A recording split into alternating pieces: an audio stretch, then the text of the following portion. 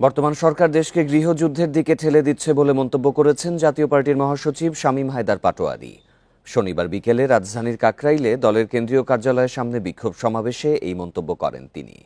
সমাবেশে নেতারা অভিযোগ করেন, মিথ্যা মামলা ও মব সৃষ্টি করে জাতীয় পার্টির চেয়ারম্যান GM কাদের সহ নেতাকর্মীদের ওপর হামলা করা হচ্ছে।